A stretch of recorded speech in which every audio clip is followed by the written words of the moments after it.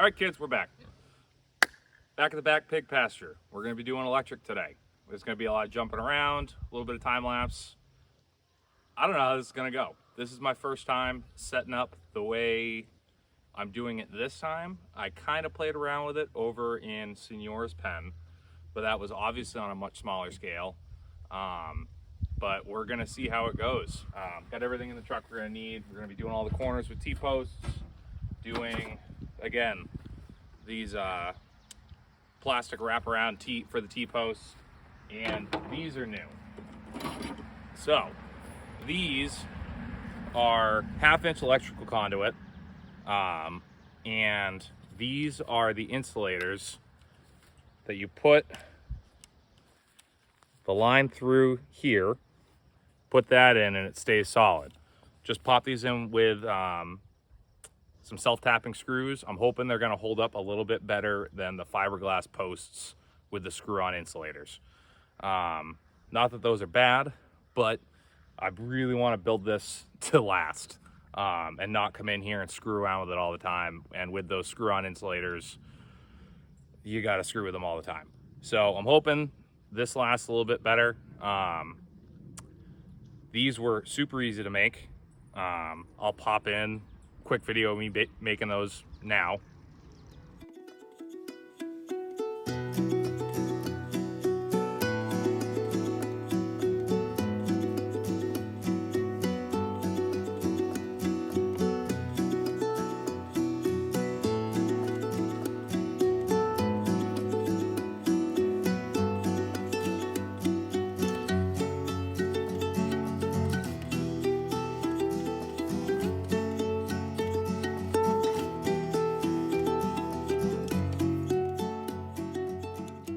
Welcome back. So again, super easy to make. We're gonna hammer these in, see how it goes. So what I'm gonna do is I'm gonna get going on it.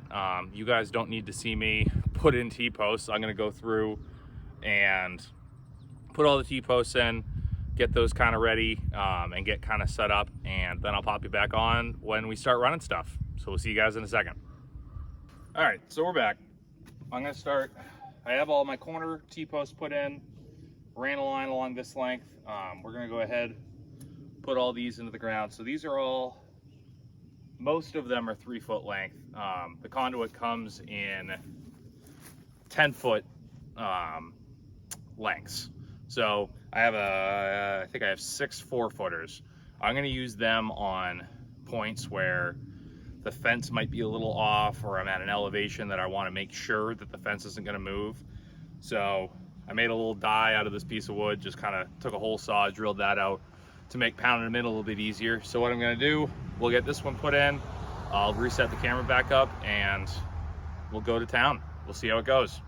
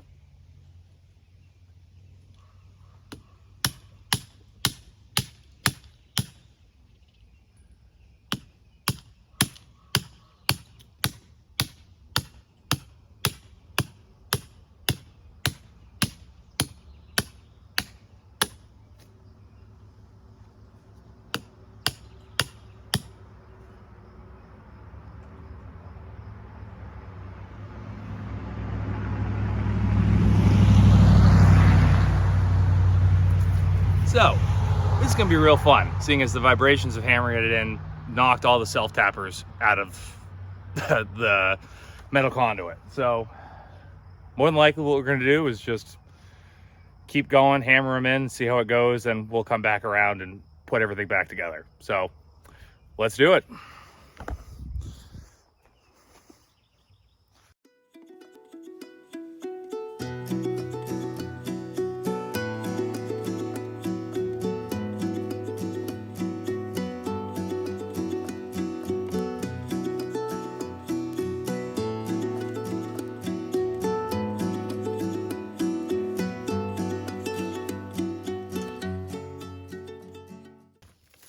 All right, that went better than expected. I'm gonna get the drill, clean up a couple of those, and when you come back, we will be running electric. All right, so we're back. Went through, tightened everything up. I have no idea how this is gonna go. So you're gonna be going along with this with me. So let's cross our fingers, hope it goes well. I've got our hose reel full of electric line here. I'm gonna put this here, run it up the hill, set my corner up there, run it back down, set the electric line and all of the fencing, and then once I get back down here, we'll go ahead and we'll tighten the fence, and I'll show you how I make my corners for the electric. So let's see how it goes.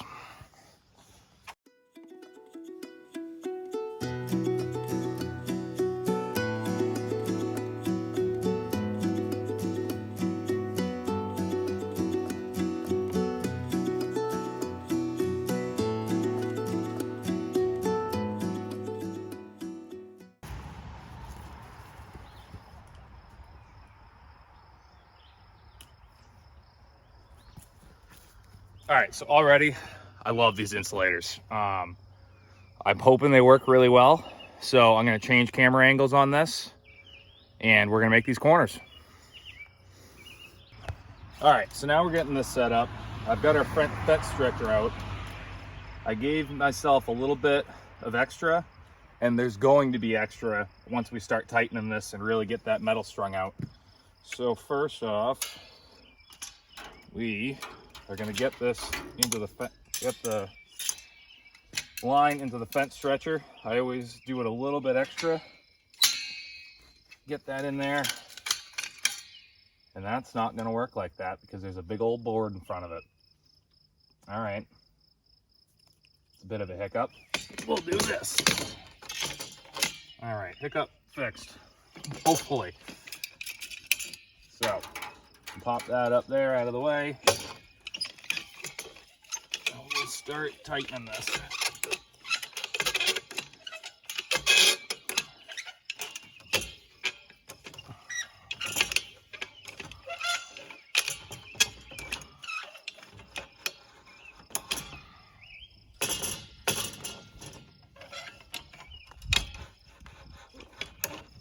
All right, I'm gonna run up, check to see how that line looks, and we'll be back and I'll make this corner. All right, we're back. Went through, there is a spot that's a little lower than I want it, but I think we're gonna be all right because it's in a part of the fence that I'm slightly worried about anyway. So they're definitely not gonna be nosing under this one. So this is pretty damn tight. It will loosen up once I release this. So, and that's fine. We're going to be able to resolve that when we go up and make the next line, and I'll show you how that works. So, if you look at this, there's a flat end and a rounded end. We're going to put the flat end that's going to be around this. So we're going to feed this in to here. Get it around, and that is about where I want that lower line. And what I'm going to do, make it even, and then I'm going to clip some of this off because I don't need it all. I'll make life easier. And hold this together and very tightly wrap the end of this around the main line. So what's going to happen is when I release this, it's just like you've seen it before. It's going to loosen up a little bit, but it's going to make this very tight. And what we're gonna do is, I've got another T-post over here that this is gonna connect to, so that way they can't burrow into this holding area. But when I make that line, what I'm gonna do is I'll take that electric wire, wrap it around this, and when I tighten it on that end, it'll pull this that way, tightening the line, this line as well. So let's go ahead and do it. All right, so I really like that. That's working really well. So what I'm gonna go ahead and do is I will get the second line strung, and then we'll walk up and start running the next line. All right, so we're back, and I changed the camera angle so it doesn't look like I'm in a low budget movie where I'm making $1,000 to $5,000 a day. So we're gonna go ahead. We already put all the posts in on this next line. As you can see, this is still super tight. So what we're gonna do is we're gonna attach this line to this one. And what I'm gonna do is I'm going to readjust the camera so it is looking over this and go tighten the other side so you guys can actually see how this will actually move its way out and tighten this line as well as tighten this line back up. So we'll get that. I usually will take this, put it into the loop, and then start my coil around it. I like to try film in here. No one has any decency. And there's another one. And here we go. All right. So I usually, like I said, we'll put that through, have it a little tighter, and we'll take this and roll it all the way around so that's nice and tight. So that's not going anywhere. So like I said, I'm gonna adjust the camera so it's facing over so you guys will actually be able to see this pull its way over, and I'll come back and grab you in a minute.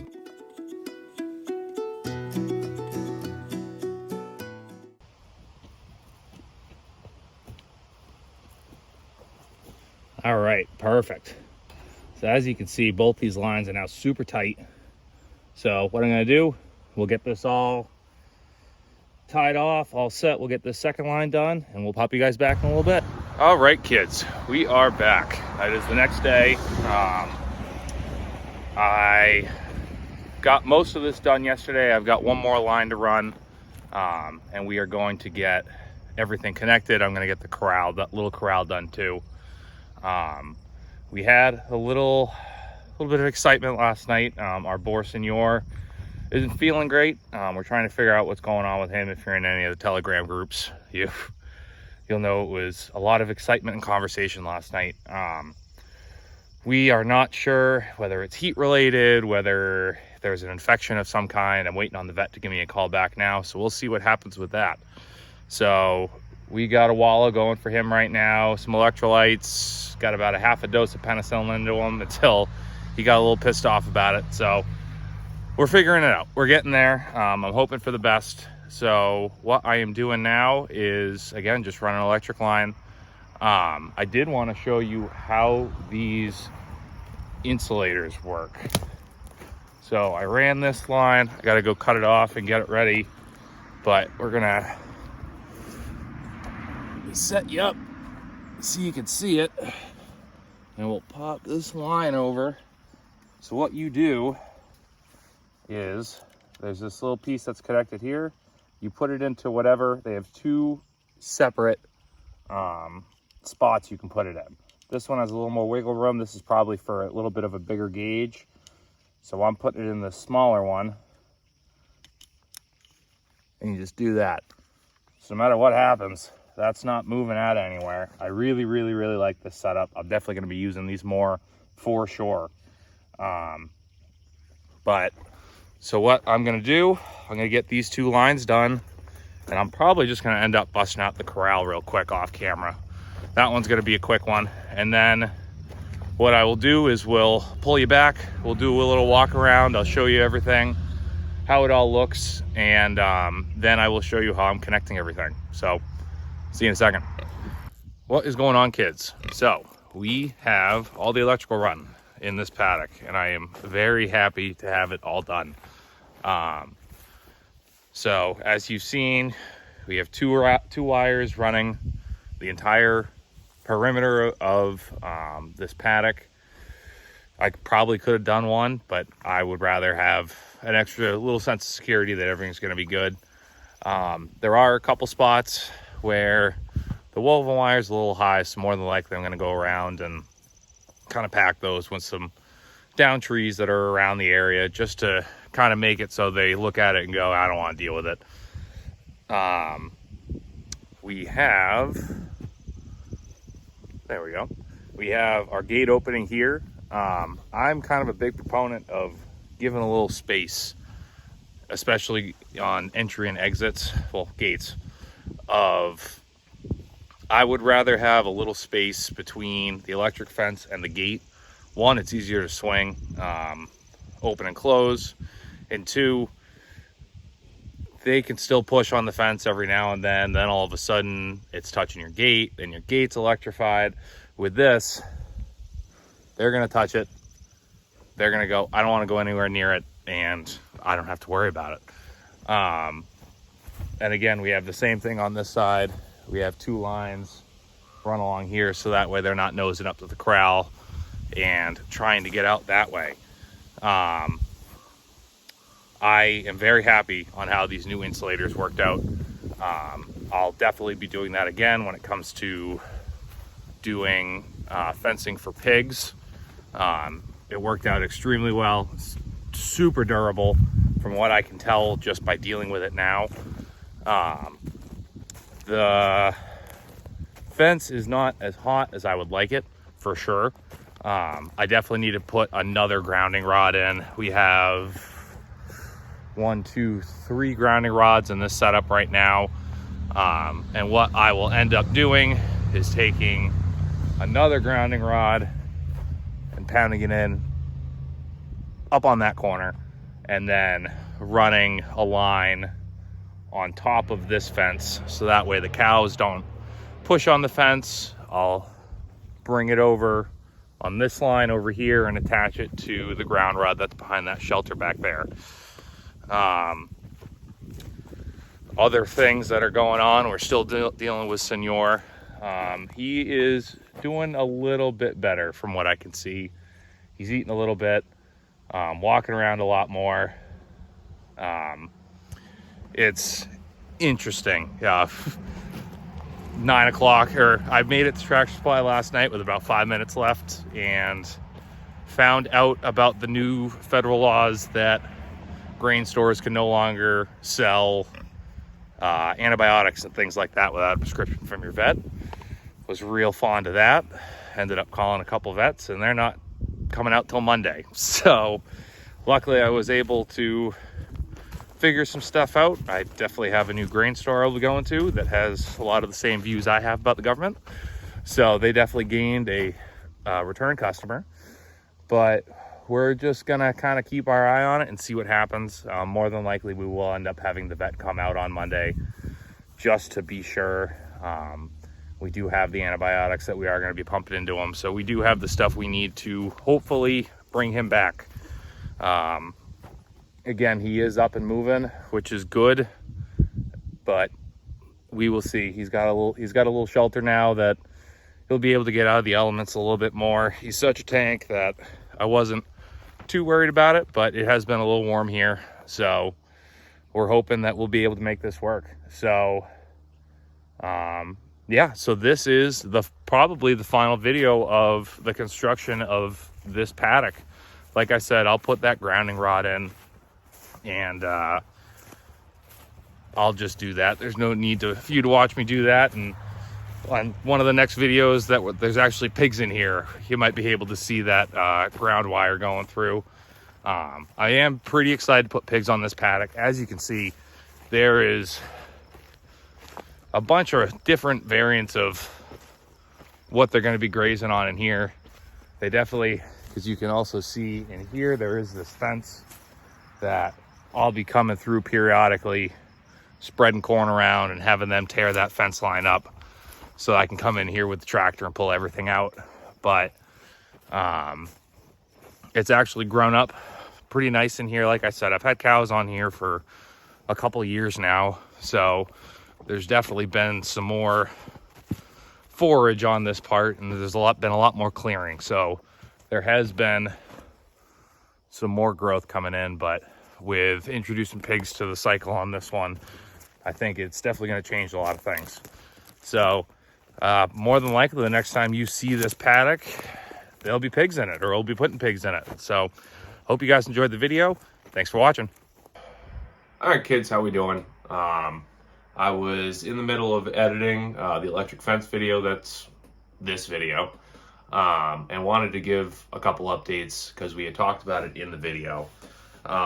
We ended up putting Senor down yesterday. It was pretty tough. We were talking on and off with the vets. They weren't even thinking about coming out until Monday. And by the time I had gotten all the stuff together to do an enema, like we had gotten all the medication we needed to keep kind of pumping them with antibiotics. By the time we finally were able to like get in there and start doing stuff, he was just laying there. I was able to completely lift his back leg up in the air. He wasn't struggling. He wasn't moving. He wasn't doing much.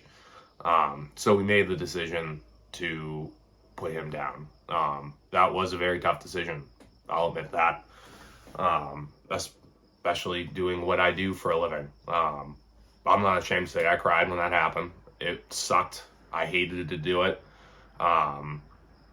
One, obviously because he was a good pig. He was a sweetheart. You could feed him. He'd eat right out of your hand. Loved belly rubs. Loved all of it. He was a good pig. And a lot of it, honestly, he was our breeding program. I had looked for a long time to find the right pig that was going to put the genetics that we wanted into our herd. And I can say that we are lucky that our Gilt is currently pregnant with his piglets. So we are looking forward to getting those piglets. We'll see how they come out. If it's something that we want to continue with that type of breeding style, I'll search high and low to find someone to replace him. It is just unfortunate that things like that seem to happen. I did do a necropsy after the fact. We brought him over to the shop. We got him open. Immediately, he was full of infection into the lower abdomen area. Once we got in there, he was very impacted. It was starting to get late. This was all happening around close to 9 o'clock at night. So it's one of those things where I wasn't going to start pulling out intestines and sifting through poop. We kind of I figured out what it was enough for my consideration. So it's just one of those things. It's a learning process. It's a learning curve. And from now on, it's something that I haven't taken very seriously until now. You got to make sure you got to go through your paddocks and make sure everything's picked up. We'll be picking up a magnet today, and I'll be going along all my fence lines, picking stuff up, just because it could have been a piece of electric fence coming from building, because he wasn't a new paddock. As I was going through, I had found some pieces of tarp that were buried in the ground that I didn't know were there. Could be anything. It's all unfortunate, and unfortunately it's part of this lifestyle. I am definitely a little upset learning some of the new guidelines when it comes to being able to administer medication to your animals. And because I have a platform, I will go off on it a little bit. It's a little bit of government overhandling when it comes to that. The fact that they can say, no, you're not allowed to take care of your animals the way you see fit, without having to pay somebody to come out. We are going to end up going with one of the vets that I did talk to for our longer term stuff for the rest of our animals, because it's at this point we need a vet. We have large livestock, and we're going to run into issues down the road. So we are going to go through them, but it's, again, they were pretty much, we're not going to see you till Monday, and it's going to be $300 to $400 just for us to pull into the driveway. So it sucks, especially for a lot of us small farms, that we're not rolling in money. All our money is going back into our animals and on infrastructure and stuff like that. And where you could go somewhere and pick up a $35 bottle of penicillin that'll last you a while, and you can take care of what you need to take care of yourself. That's one thing. And now the barrier to entry on that, it's at least, depending on who you're going with, a couple $100. And that couple $100, that's a lot. That's half a ton of feed or whatever. So I'm not too pumped about that. But there's not much I can really do about it. I've figured out some things for myself that work in my area, that work with the people that are around me. And we'll figure that out. I want to say thank you to everyone in the Telegram chats, whether it was my Telegram chat, whether it was Liberty Meat chat, the Renegade Butchers chat. I'm new with pigs. I know what to do after the shot. I'm learning all this backwards. So to be able to have that resource to just kind of put a radar out of like, hey, these are my symptoms. What is everybody thinking? Everyone was super helpful. And I can't thank you enough for all of that. But yeah, so I just wanted to pop this in at the end. I was trying to decide whether or not I was going to do a shorter video on standalone, but I just decided I wanted to pop it into this one. So again, if you're going to be living this lifestyle, this is going to be part of it.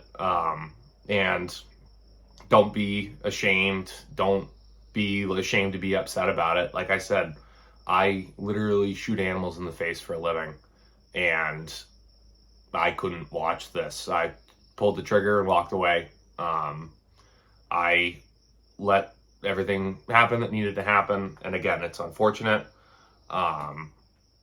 And we'll make it through and we'll figure it out. But I appreciate everyone who watches this channel, who follows along with me. It's been a dream of mine for a long time to get a YouTube channel set up, and I've had a great first interactions with a ton of people. I've had a bunch of subscribers right off the bat, and I can't thank you guys enough. So yeah, I hope you guys enjoy the video. I'm sorry to bring it down here at the end, but we will definitely be having some good content come out. We got some piglets coming next month. We've got piglets born here, seniors piglets. We have them coming in August, so those are going to be some fun videos. If you were watching today, Friday, I have Brian from the Lots Project. I'm not even going to try to pronounce your last name because I wasn't prepared for it. He is coming on Meet the Critters tonight. We're going live tonight because I have a wedding tomorrow. So we're going to go live tonight, and he has done a bunch of homework for me. And we're going to go down all of the different avenues of livestock he did when he had his farm in Minnesota. So we're going to be breaking some stuff down tonight.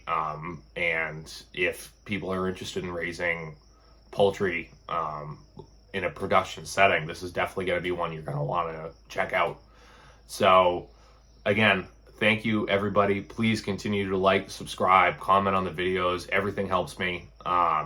And join the Telegram chat as well. We've got a bunch of people in there now. I usually do a question of the day, and it's just a bunch of like-minded people posting things in there, just about farming, meat processing, all of it. We're hitting the gauntlet. So again, thank you guys for following me, and we'll see you next time.